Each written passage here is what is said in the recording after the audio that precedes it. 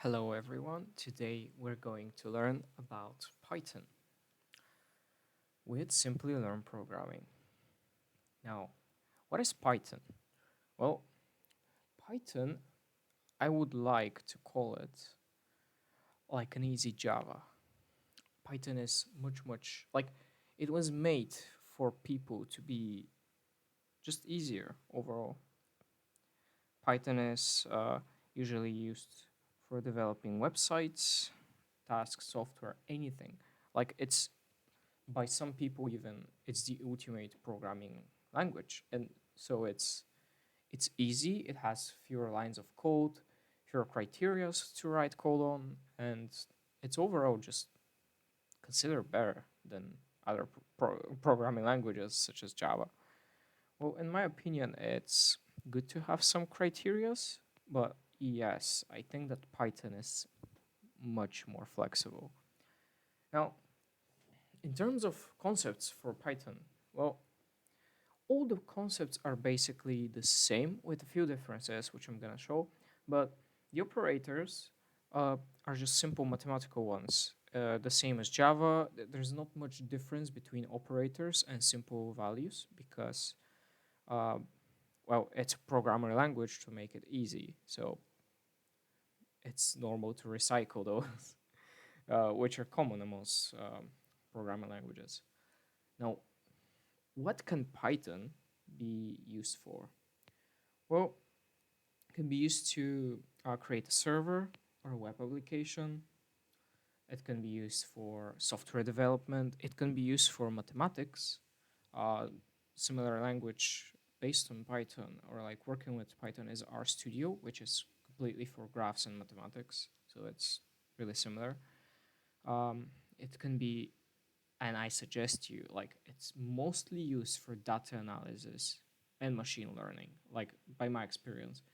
Like, if you want to ace a job, just go take a Python course and apply for data analysis. In some cases, you might not even need a diploma. It's just useful to just have this knowledge. Python is just universal language. It can be used for also, well, system scripting and data science. It's not much like weird. Like it's just a really common language, I would say. Well, what can it do? It can connect to databases. It can. It has a rapid prototyping, which means a program which you usually prototype. You know how in art you have to like make a sketch of the art, or like in graphic designing, and then like you have to be applied for the sketch, then it has to be colored, and then it has to be like made better, and then it can be implemented or animated, blah blah blah. With Python, you basically, your sketch is your final product. It can be your final product with a bit of polishing. It's like your everything you do can be run instantly. That's what I like also about Python. It also can handle big batches of data, like gigabytes, hundreds of gigabytes even. That's why it's used for data analysis, which I absolutely love. And the best of all is it can be used with any software like Windows, Mac, Linux, Raspberry Pi, etc. It runs on any platform, any software. Well, it has the same syntax as the other languages. Uh, well, it also runs the same way as Java. It's like up to down. Well, that's the last slide, and it's time to show you some examples.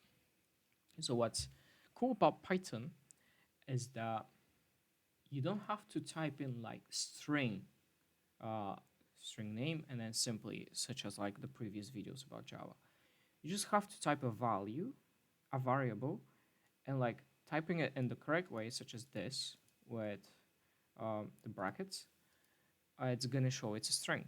That's like if you have the simple knowledge to type it this way, then it's a string.